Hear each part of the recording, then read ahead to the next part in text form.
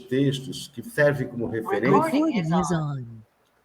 Eu selecionei 2 textos, um do Bakunin, que ele fala sobre a liberdade, e o outro é a terceira parte lá do livro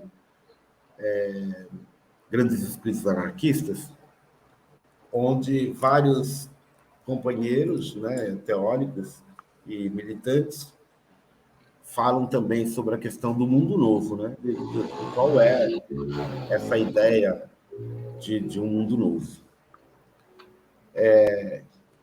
Porque os anarquistas, a base do pensamento anarquista é, evidentemente, a liberdade, né?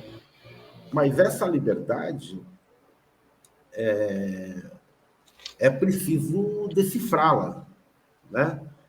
Porque a liberdade, em geral, pode ser vista de muitas formas, né? O Kant, por exemplo, produziu a liberdade como autonomia. E não sei se os mais velhos aí, o Chicão, talvez o Germano, sei lá, alguns de vocês podem ter visto, que havia aqui no Brasil um movimento chamado autonomista, né? Era um movimento dentro do PT, inclusive, que era, primeiro era fora do PT, depois entrou para dentro do PT. Era liderado pelo... como é que chama aquele cara da USP? Éder... esqueci o nome dele. Tá. Qual que é a ideia aí kantiana de autonomia?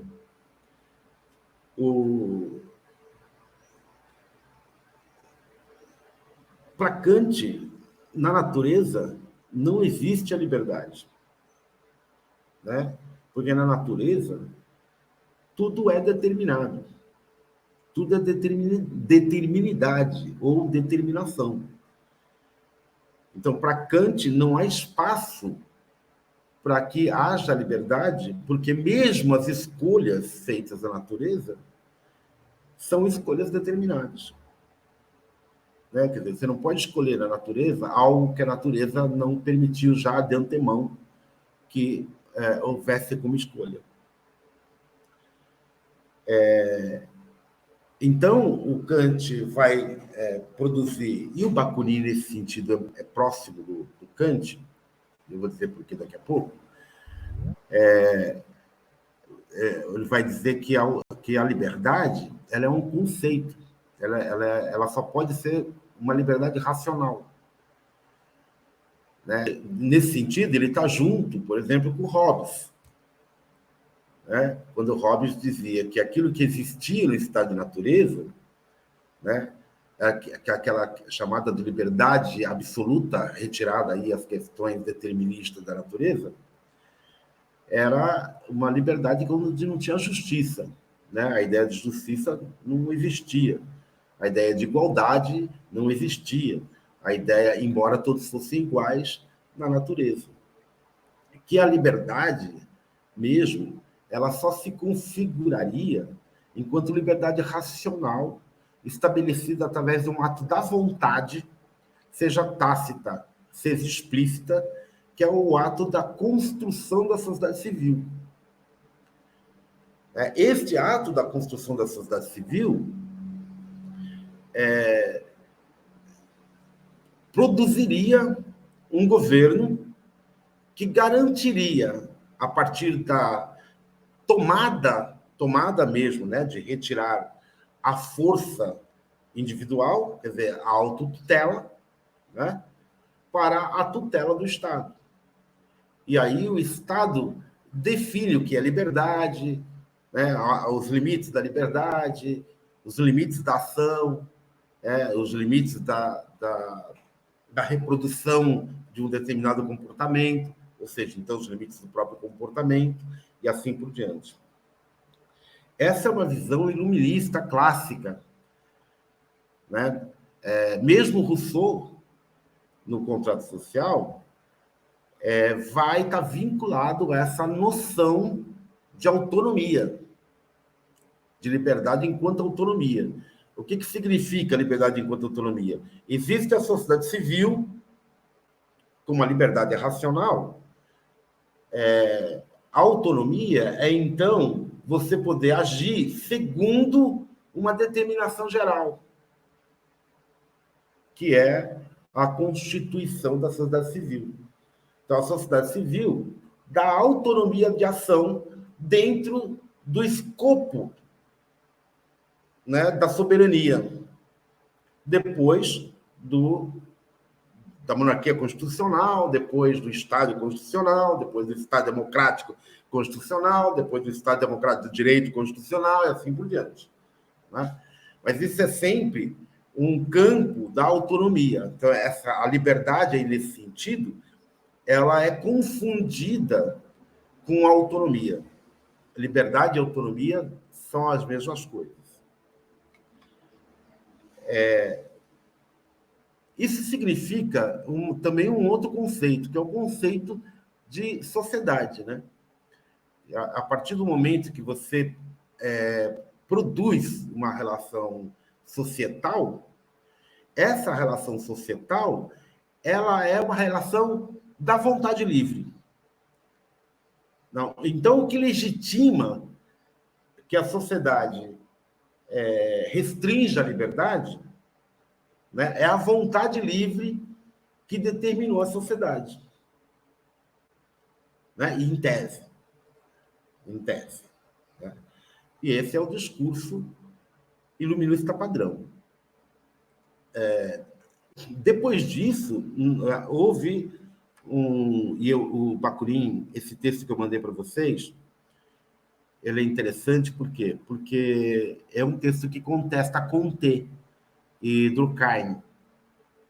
Né? O Bakunin era um leitor muito atento da sua época, e diferente do Marx, que tinha uma determinação teórica, vou fazer isso, o Bakunin ele respondia a questões que estavam lá importando, né, na relação de luta social. O Comte, fazendo uma leitura simoniana, um pouco diferente, né, do próprio Saint-Simon, o Comte vai dizer que a filosofia social tinha morrido, que ela já não servia mais aos interesses pós-revolução. Que nos interesses pós-revolução, Revolução Francesa, o que importava era estudar a ordem, né, para poder ter estudos que possam contribuir para a organização da sociedade. Já que a revolução já está feita, o processo revolucionário já está feito, agora é preciso entender a sociedade no sentido funcional dela, né? Para dar a ela ordem. Né? E aí vem depois o Durkheim com essa ideia de anomia, né? Do que é anomia, ou seja, o que é contra-revolucionário, né? O que é contra a revolução que estabelecia, porque anomia é uma palavra que está vinculada à anarquia, né? Contra a anarquia. Anomia passa a ser uma patologia social. Né? E a liberdade, ela deixa de existir. Tanto é que quando Durkheim fala do fato social, ele olha o fato social como um fenômeno. O que é isso? Não é uma... ele não é produto da vontade mais. A vontade já foi feita lá atrás, quando organizou a sociedade civil. A partir daquele momento, as pessoas já nascem dentro da sociedade. E elas nascem também com a herança dos seus antepassados. Língua, né? E ele chama isso de um fato social. O fato social, então, é uma coisa que é anterior a você, é contemporânea a você e é posterior a você, entendendo que o indivíduo, a unidade individual, é efêmera, né?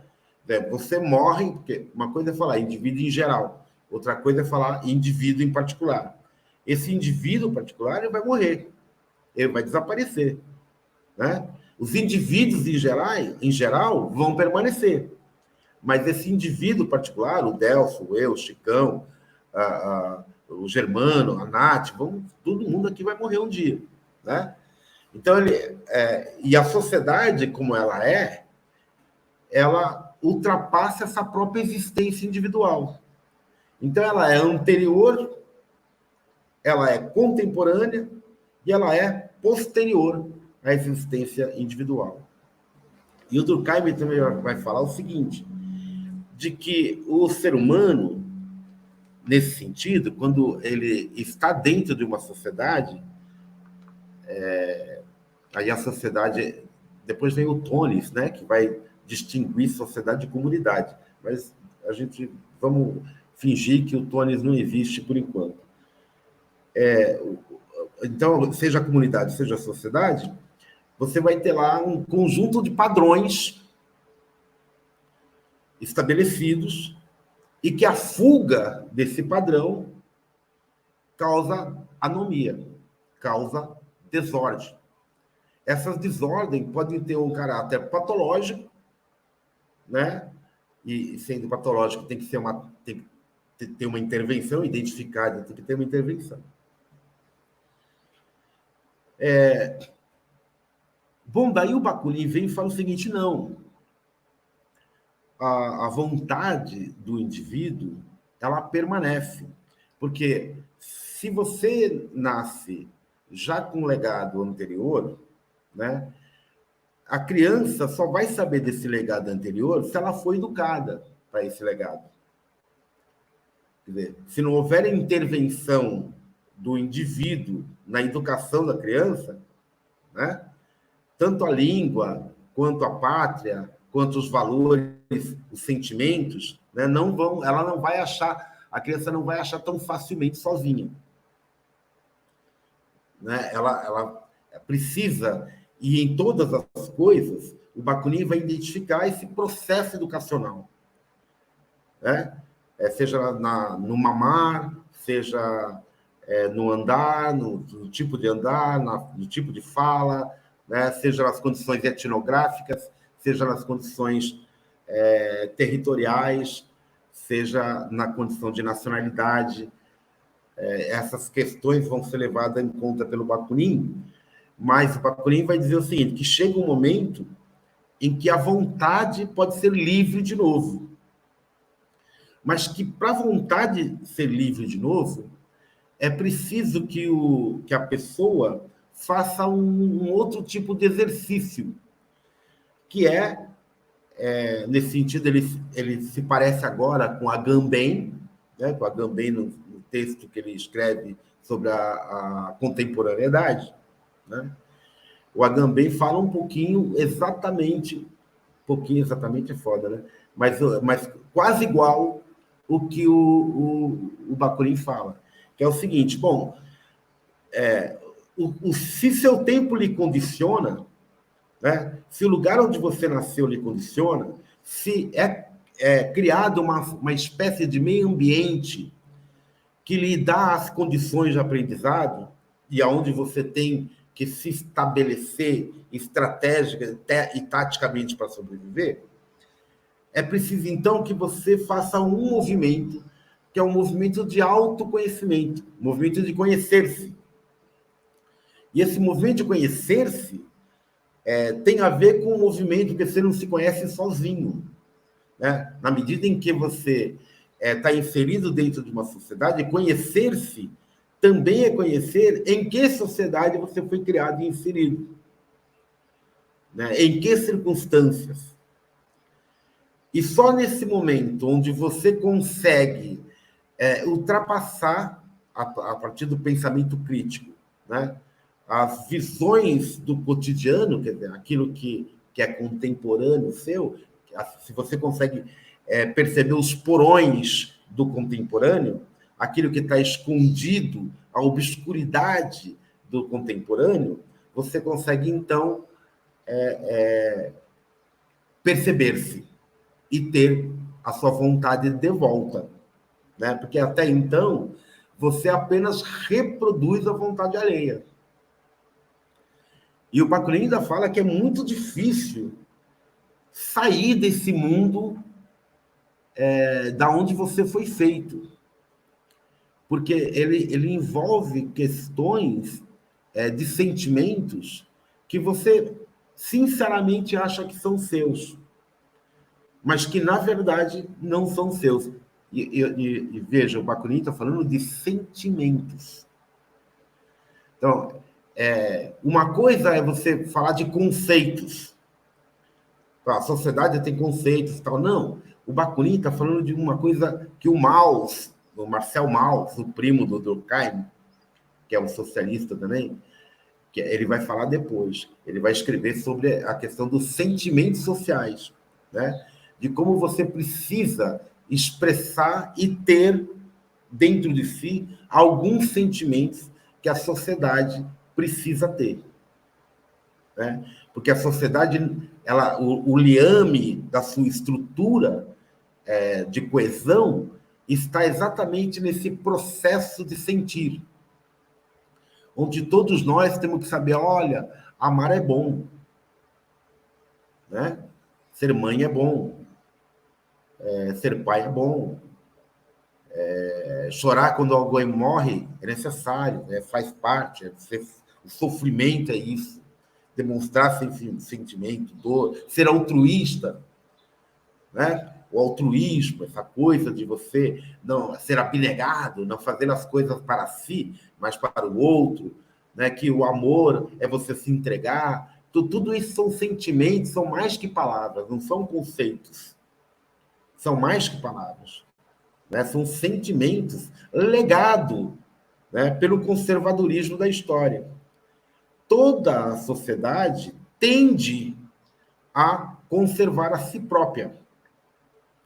E todo Estado, soberano ou não, tende a conservar a si própria. Ou seja, o poder vem a ele de onde vier, ele vai sempre ter a tendência de autoconservação. E para produzir essa autoconservação, ele vai fazer com que circule um conjunto de sentimentos. Seja sentimentos de rejeição a algo, seja sentimentos de assimilação de algo, né? Por exemplo, qualquer pessoa quer encontrar um grande amor e sente isso com uma necessidade tão grande que ela fica isolada, que ela se sente sozinha, porque não encontrou o seu grande amor.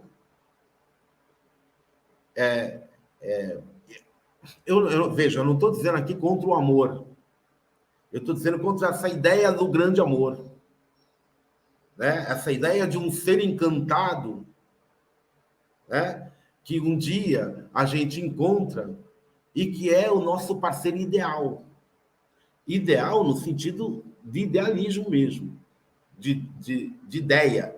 É uma ideia de pessoa, não é uma pessoa de carne e osso. Porque essa pessoa de carne e osso não existe. Por isso que você vai estar sempre num processo de busca constante desse ideal de felicidade, né? Felicidade pessoal, que vai te consumir. E é bom que ele te consuma, porque daí você vai ter menos tempo para olhar todo o resto que lhe consome também, né? E vai ter mais dificuldade também de se aprofundar naquilo que lhe constitui, como diria Hegel, né? Que constitui o si. Mas o Bakunin diz o seguinte, que o que distingue, para ele, esse pensamento do Durkheim, do Kant, do Comte, de certa forma de Saint-Simon, de certa forma também com proximidades aí do Marx, é um pensamento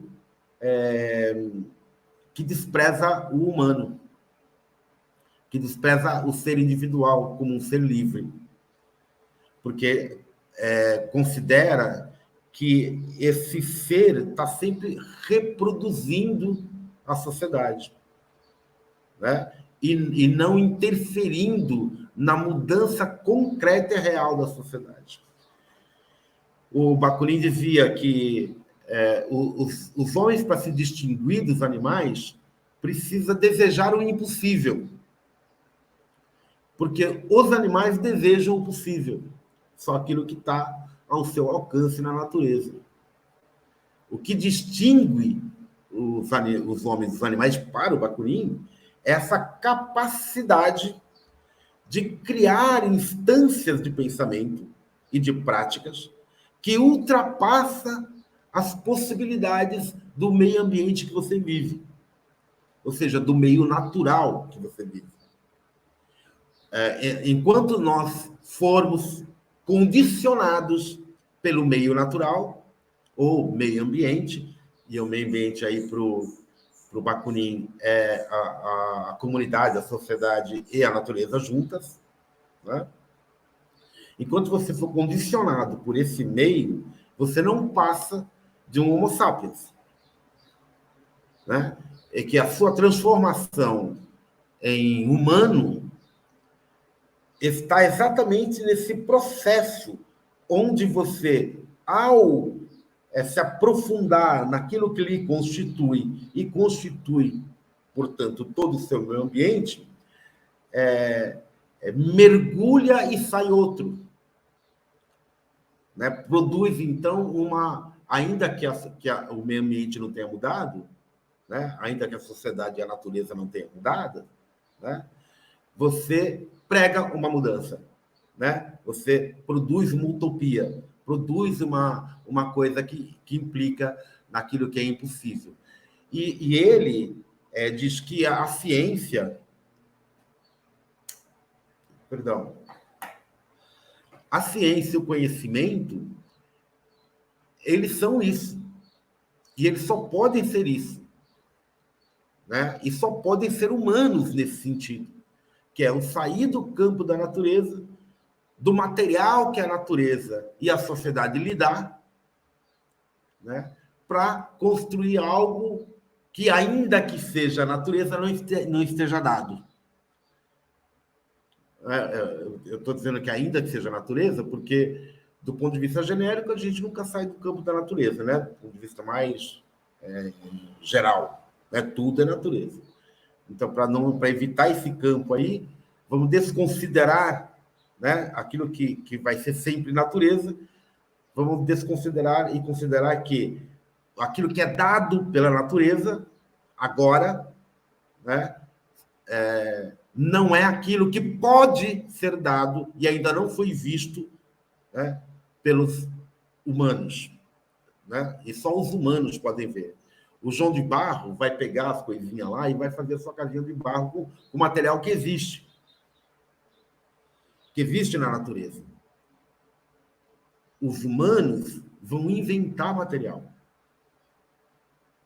Né? Ele vai inventar uma possibilidade. Ele vai pensar numa possibilidade que ainda não está dada. Né? Isso distingue o humano do animal, segundo o Bakunin. E nos torna humano. Enquanto nós não fizermos esse movimento de autoconhecimento, de aprofundamento do conhecer a nós e a nossa sociedade, né, e os porões da nossa sociedade, quer dizer, fazer a fatoração, né? A fatoração, dividir essa sociedade e poder entrar em cada pedacinho dela para poder fazer a crítica dela, né? Você não vai conseguir produzir aquilo que ele chama efetivamente de humano. Porque senão você vai estar preso ao campo da escravidão material da natureza. O que é a escravidão material da natureza? A escravidão material da natureza é a obrigatória reprodução daquilo que nos é natural, do campo da natureza, e a obrigatória reprodução daquilo que nos é natural no campo da sociedade. E, nesse sentido, a gente é escravo tanto da natureza quanto da sociedade. Então, uma sociedade exploratória, né, tem a ver com uma possibilidade de exploração na natureza. E essas duas coisas juntas precisam ser distinguidas, por um lado, e, por outro lado, aprofundadas e rompidas com elas, para poder ultrapassar esse campo da escravidão das condições externas, das condições materiais externas. Bom, mas isso não basta. Apenas rebelar-se e mudar as condições materiais externas não basta. Por isso que o Bakunin, além de ser contra a exploração do homem pelo homem, que implica a manipulação predatória das condições materiais de existência pela classe burguesa, o Bakunin vai falar que é preciso emancipar-se do mundo alienado dos homens, da alienação extramaterial, que é a alienação de pensamento, a alienação de como eu sinto, como eu penso, como eu ajo, como eu me visto, que tipos de práticas e de conduta eu tenho, que está no campo do pensamento. Porque se você não pensar, você vai apenas reproduzir materialmente suas condutas, certo? Se você pensa, então você até pode reproduzi-la se você não tiver como não reproduzi-la. Mas você já faz isso de uma outra maneira, porque você já está se libertando, já está humanizando aquelas relações que antes eram para você cegas, que você não enxergava. Por isso, ao contrário senso, né? Porque se você perceber, a educação ela tem um papel bastante importante no anarquismo, né? Em toda a história do anarquismo. Por quê? Porque a crítica do Bakunin é sobre a educação, né? Porque é através da educação da família, do senhor patriarcal da casa, né? Da mulher alienada, a mãe, da sociedade aí depois, a escola, né? Então a educação aí no sentido mais amplo da palavra, né? O que o Bakunin nesse sentido, ele é um pouco parecido com o Francis Bacon, né? Quando você nasce, você é uma tábula rasa, né? Não tem nada no seu hardware. As informações que vão ser adquiridas pelo bebê vão estar de acordo com a vontade de uma sociedade determinada. E é ali que você é educado. Então, a primeira coisa que você tem que fazer para o Bakunin é romper com esses laços educacionais. E os laços educacionais, eles têm dois tipos. São os laços afetivos, né? E os laços conceituais. São dois tipos de laços. Lembram-se, no início do que a gente estava falando, de que existe uma educação afetiva, que você deve sentir certas coisas. E essa, por exemplo, uma pessoa que... Nada pessoal contra ninguém, por favor, se fazem isso, é só um exemplo. Uma pessoa que gosta de poesia e gosta de encher a cara, olhar as estrelas, fumar maconha e dormir. O que essa pessoa é? O que ela é?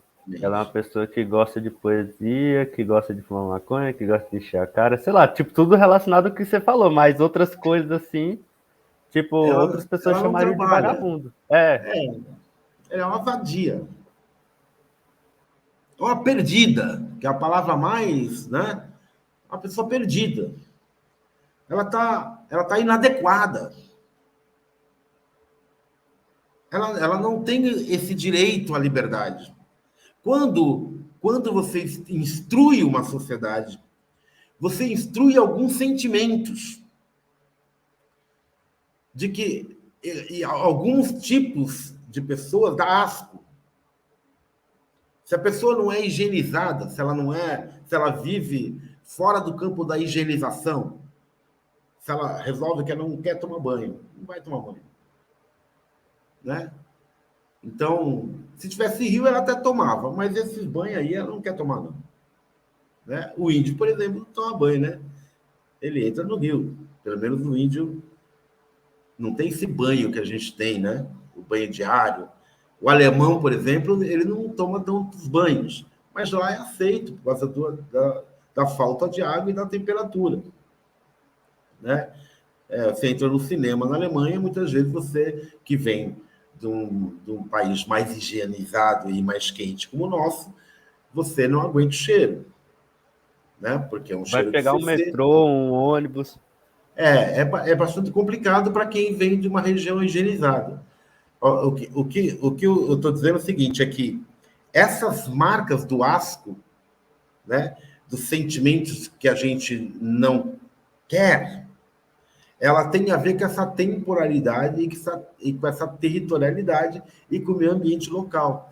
Então, em cada lugar, você vai ter esse sentimento. Agora, para o alemão, o cara que não é reto, o cara que não cumpre regiamente as ordens, né, e as leis, ele é um cara que não presta. Aqui não, aqui ninguém cumpre a lei. Em geral, ninguém cumpre. Né? Aqui quem cumpre a lei é um babaca, é um boçal, um chato. Né? É um carola. Cu de ferro, não é não? Então, isso são sentimentos que são passados. Da mesma forma, nós podemos dizer das mulheres, por exemplo, uma mulher livre, hoje está mudando, ainda bem, mas não está mudando tanto também. Uma mulher livre, como a Pagu, por exemplo, né? Vocês lembram da Pagu? Ou já leram sobre a Pagu? A Pagu, na década de 20, 22, era uma mulher que dava para quem ela quiser. É uma Anitta, né? Dava para quem só não tinha o dinheiro da Anitta, mas ela dava para quem ela queria. Fazia o que ela bem entendesse. Né? E isso causou um grande choque na sociedade. Né? Porque uma mulher desse tipo, artista ainda, né? É uma mulher vadia, uma perdida. Na vida, e ela só foi mais ou menos salva porque ela era uma artista. Né? Então, entre os artistas tem coisas que pode. O artista é assim, desde que ele produz, né? Mas a gente, na vida cotidiana, teu filho fazer, não pode, você tem que fazer isso aqui, né? Você tem que ter esse sentimento aqui. Então, você é formado o tempo todo por essa educação afetiva, né? Daquilo que você gosta, daquilo que você não gosta. A questão da negritude estrutural, do racismo estrutural, é essa, né? É essa.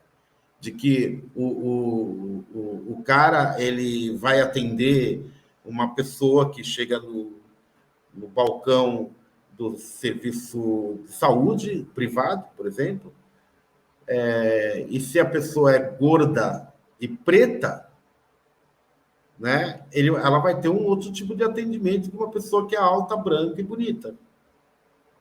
Vai ser um outro tipo de atendimento. Né? E ela não percebe isso. A pessoa que fez, se você disser para ela que ela foi preconceituosa, ela vai negar para você de pé junto.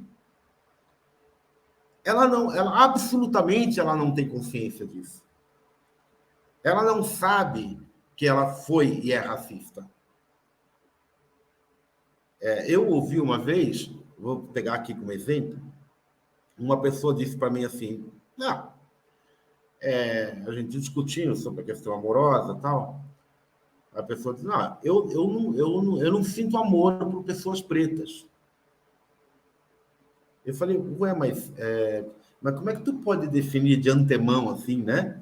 Que que você não sente amor por uma pessoa. Não, é que eu não tenho, uma questão de gosto. E essa pessoa, ela era uma pessoa avançada. Eu fiquei surpreso, né? Falei, mas isso aí é racismo. Não é, eu não sou racista. Inclusive, tem um amigo, né? Aquela história, tem um amigo que não racista, a filha do meu irmão, não sei o quê, é neguinha, enfim, tem sempre uma historinha. Né? Ela não sabe, e não sabe mesmo. Porque ela é branca, loira, de família alemã, e ela ela não aprendeu a gostar de preto. É simples assim. Então, a relação de afeto, veja, aquilo que você ama e aquilo que você deixa de amar, também aí tem uma intervenção da sociedade. Né? Não é uma coisa tão simples a ponto de você apontar que é um racismo dela. Não. Você aprende um conjunto de sentimentos que devem ser estimados e que devem fazer parte da sua caracterização para viver em um certo tipo de sociedade. Estes sentimentos são ensinados. Você é educado a tê-los. E essas coisas não são feitas de forma direta. Elas são feitas, é uma educação indireta. Ninguém fala para você não goste de preto. Ou não goste de pessoa gorda. Né? Ou não goste de careca. Né? Ou não goste de anarquista. Porque essas coisas não pode. Né? Então ela sabe que não pode. Mas ela fala para você, e o que é quase a mesma coisa, todo ladrão é um problema social. Deve morrer. Né? O bandido deve morrer. Bom, e o bandido está vinculado a quem? A que cor? A que raça? Né? Então, as prostitutas são vadias. Bom, em determinadas regiões, as prostitutas são constituídas, ou eram, de mulheres negras. Hoje tem mais branca, mas é mais mestiças. Né? E pobres. Todos esses sentimentos são construídos dia a dia na relação da sociedade. E o Bakunin vai dizer, olha, se você não for capaz de compreender aquilo que lhe constitui enquanto pessoa, você não vai se transformar em ser humano. E aí é preciso dois movimentos.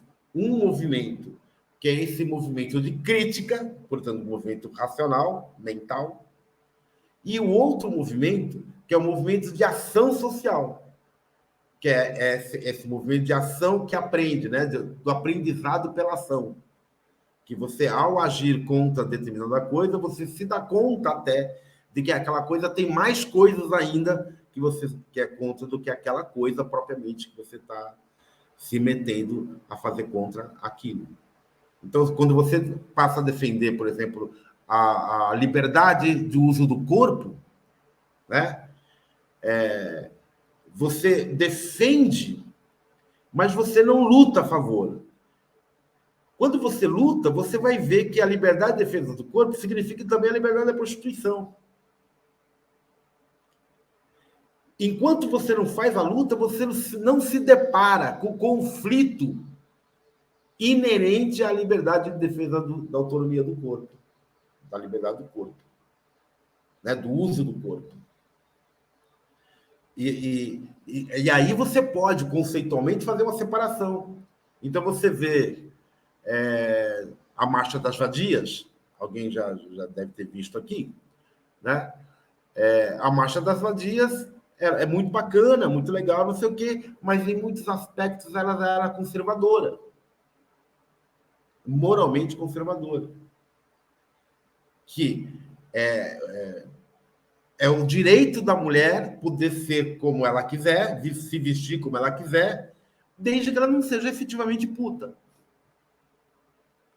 Se ela for puta, aí já é um problema. Isso não quer dizer que todos os setores pensavam assim, né? Mas as feministas pequeno-burguesas, elas iam ter dificuldade de defender a negra véia que usa roupa de menina, né? Porque isso não pode, isso é moralmente inaceitável. Que anda sem calcinha, que faz mexer na rua. Quando você faz a luta, questões como essa são colocadas no campo dessa luta aí. E aí você é obrigado a se aprofundar nisso, né? E modificar os conceitos que você tem. Por isso que o Bakunin ele faz essa diferenciação e com as duas ações que devem ser feitas em conjunto. Uma ação reflexiva de conhecimento de si, de conhecimento da sociedade, de conhecimento do meio ambiente, e, ao mesmo tempo, uma prática de luta, né, contra todo tipo de exploração, porque essa vai fazer com que você se aprofunde, a prática, né, a prática de luta, vai fazer você se aprofunde nessas lutas e descubra as contradições que ela traz. Né? Quando eu sou abolicionista, por exemplo. Então, quando você defende o abolicionismo, não tenha dúvida, alguém vai chegar para você e falar: o que nós vamos fazer com esse estuprador? A primeira pergunta que vão falar para você é essa aí. Né? O cara que rouba, né? Quanto mais você prende ele mesmo assim ele vai sair e continuar roubando. Né? Como é que é? Então, você vai ter que lidar com essas contradições, enfrentar essas contradições, né? Refletir sobre elas. Então, a prática de luta pelo abolicionismo penal faz com que você comece a pensar em formas de lidar, por exemplo, com o estuprador, com o Tomás, né? Com aquele que é doente, que tem um problema de saúde aí. Né? E ele não tem um problema de saúde sozinho, porque senão bastava matar todos os estupradores e não ia ter mais estuprador. Não é? Não. Nós temos um problema de uma sociedade repressora sexualmente e que essa repressão sexual acaba dando nessa perversão que é chamada violência sexual contra homens e mulheres. Então, é preciso que você tenha ações, mais do que ações apenas de, como dizem os conservadores, de prender, você tem ações preventivas. Essas ações preventivas é você reolhar, né, os conceitos de sexualidade que você está repassando para os filhos, para as crianças, para as pessoas do lado, para todo mundo, na sua existência. E que é preciso rever também os conceitos de violência, é preciso rever, enfim, essas contradições que o Bakunin coloca. Por isso a educação... Camarada, Oi. Só uma dúvida. É porque eu queria continuar um pouco no exemplo que você estava falando, e que é porque, assim, é um exemplo muito caro, que é muito perguntado às pessoas do abolicionismo penal, e como você ressaltou essa questão de repensar os conceitos, repensar a questão da sexualidade, a questão da violência e tudo. Mas, e no caso do... Uma curiosidade minha, e no caso dos estupradores agora? O que seria feito com eles? Tipo, eu sei que existem, tipo, não precisa encarcerar. Existem, em várias outras sociedades, também existem estupradores e as sociedades lidam de maneiras diferentes. As sociedades indígenas mesmo lidam de maneiras diferentes. Então, como é que se enxerga uma das maneiras que o abolicionismo penal iria lidar? O Delson, assim, acho que a gente precisa lidar com essas coisas. Mas eu quero pegar esse exemplo para pegar um outro. e responder ao mesmo tempo a essa questão aí que é importante. O que a gente faz, né, com os corruptores? Porque eles são tão contumazes e matam tanta gente, embora não individualmente, né, quanto os estupradores. Né? Certamente você não vai matar todos os corruptores porque você tem uma sociedade corrupta. A solução que se dá aos corruptores é você não ter mais uma sociedade corrupta. Ora, a solução contra os estupradores certamente também não vai ser matar todos os estupradores e nem prender todos os corruptores e nem prender todos os estupradores. Mas é certo que alguns corruptores, aquilo já mudou a característica da personalidade dele. Ele precisa de tratamento, ele precisa de atenção. Tem pessoas que a corrupção e ser corruptor, explorador, é tão própria da sua personalidade que ela confunde isso com meritocracia. Né? E tem todo um discurso a favor da meritocracia, que é o mundo dos espertos, né? Que faz com que ele se transforme a sua personalidade. E certamente essa pessoa precisa de cuidados. Uma sociedade humana não pode tratar essas pessoas como com a metralhadora e nem com o hospício. Não é? Da mesma forma, nós não podemos tratar os estupradores também desse jeito.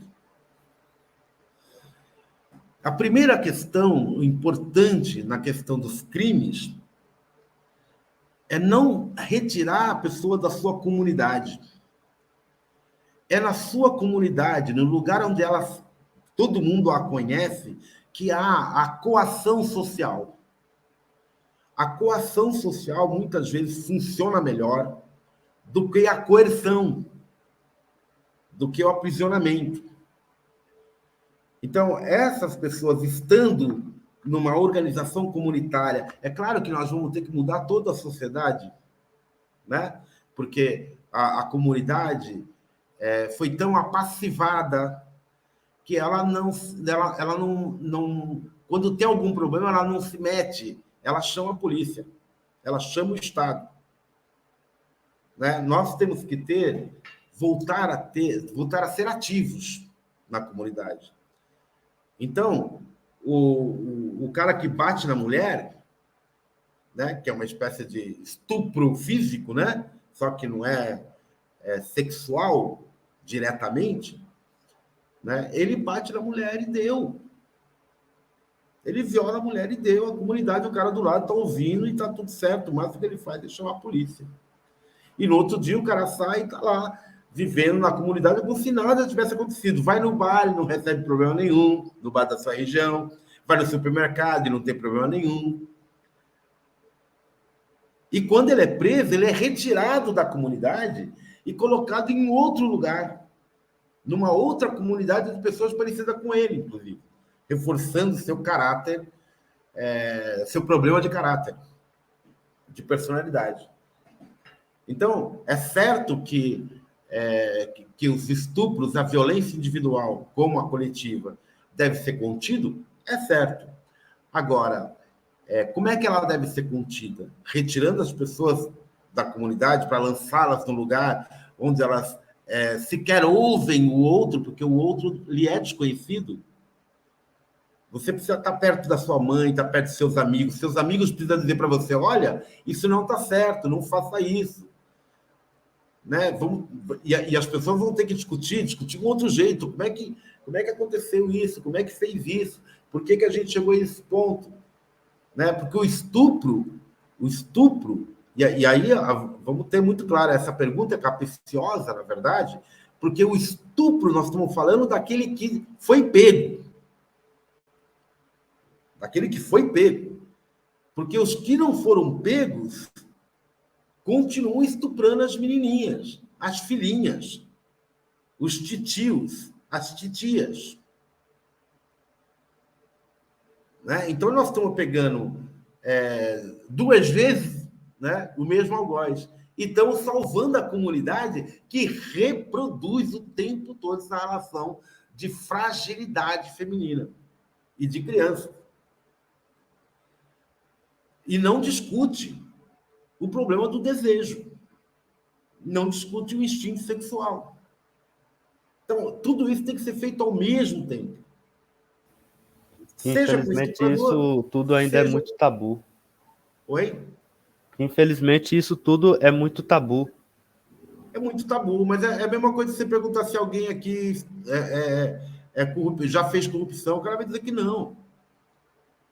Você está num sistema corrupto, né? Onde a corrupção você enganar o outro é tão tranquilo. Por exemplo, eu tenho um carro. Eu quero vender o carro. Eu estou pegando um exemplo besta. Né? Bom, meu carro está com vazamento ali, está com uns problemas, eu não vou gastar um dinheiro para poder vender o carro. Eu vou esconder isso. E a maioria das pessoas é um vício remeditório que se fala em direito. Né? Isso é tão normal, que tem um determinado lugar do Código Civil que fala do vício remeditório. Que é você vender alguma coisa para o outro escondendo um problema que ele não consegue ver ao olho nu. O direito, ele acaba mostrando, inclusive, o que é a sociedade, porque ele é espelho, né, de um problema social. Nada que está lá no direito, né, que se transforma em lei, em contrato, tal, tem a ver com o que há de melhor. Não, ele tem a ver com o que há de pior da sociedade. Seja no direito civil, né, seja no direito penal. Agora, você vai falar para o cara o seguinte, numa relação, num mundo que é de capital, que é de exploração, você vai falar, não, você tem que falar a verdade sobre o seu carro. Ele não vai vender o carro nunca, meu filho. E se ele não tiver dinheiro para consertar, o carro vai apodrecer lá, porque ele não vai vender. Então, não é um problema dele. Compreende? Não é um problema dele. É um problema da sociedade, da estrutura política e econômica da sociedade.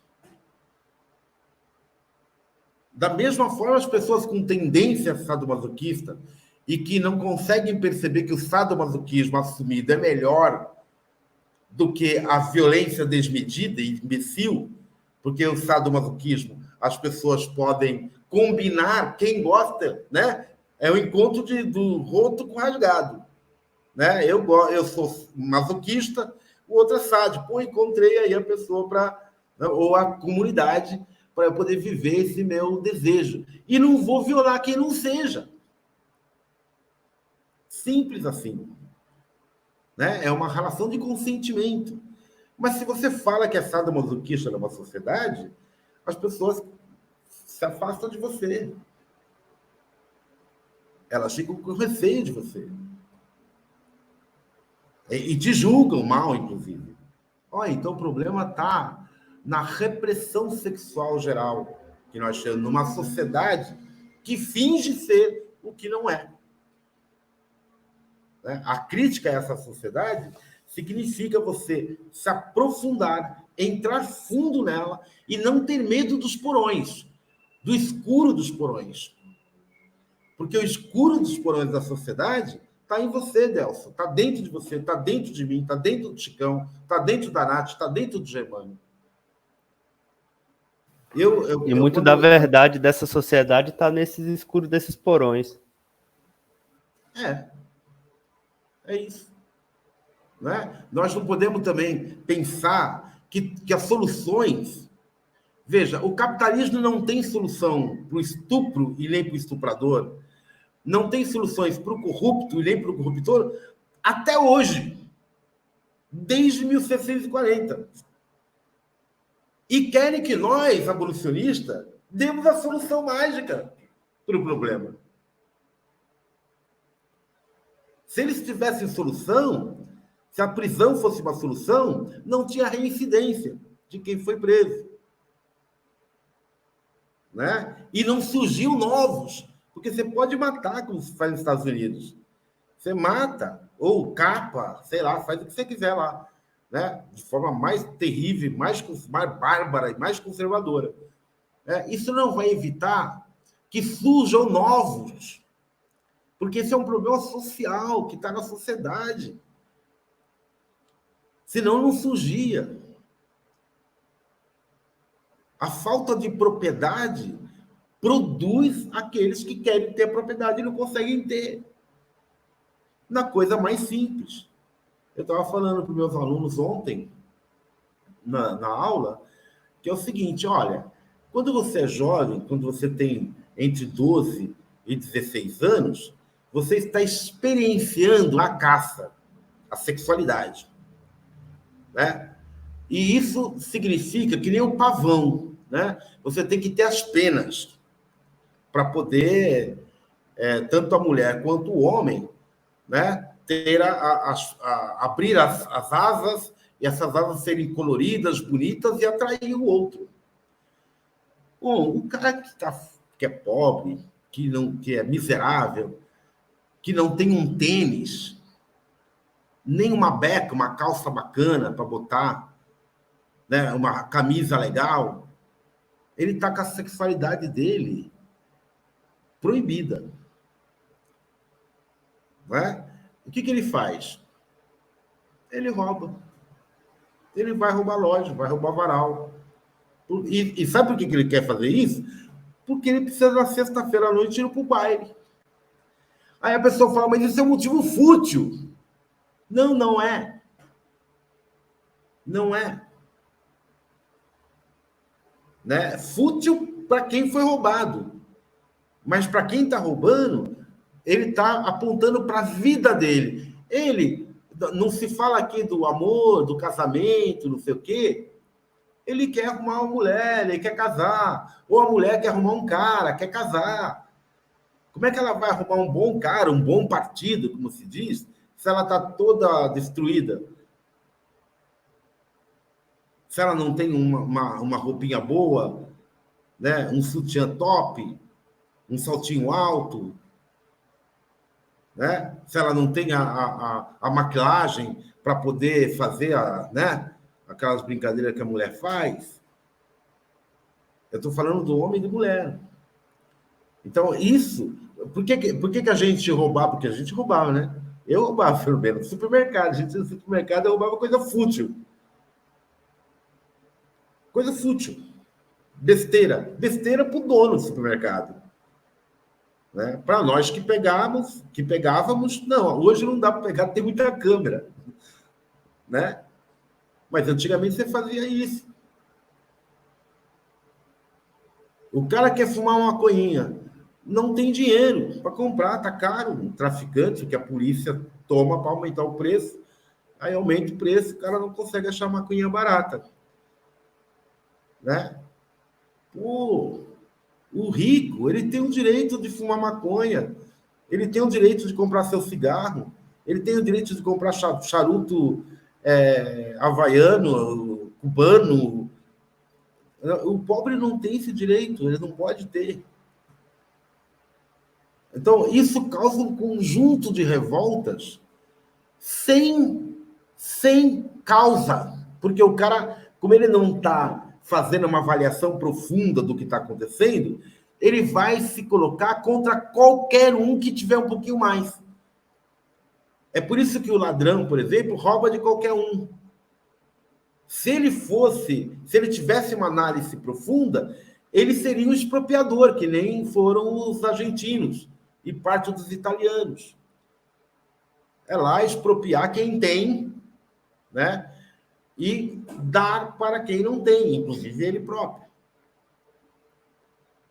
Então, essas soluções todas, elas estão conectadas, né, com toda a sociedade, com toda a marca dos conceitos que a gente tem. Não é interessante que a pessoa se revolta com aqueles programas policial, né?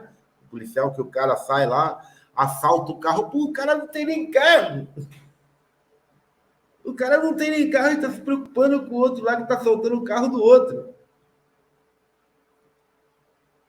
Mas por quê? Porque o que está ali, o que está sendo vendido como ideia, e aí é isso que o Bakunin fala, é um sentimento de ojeriza a qualquer um que meta a mão na propriedade.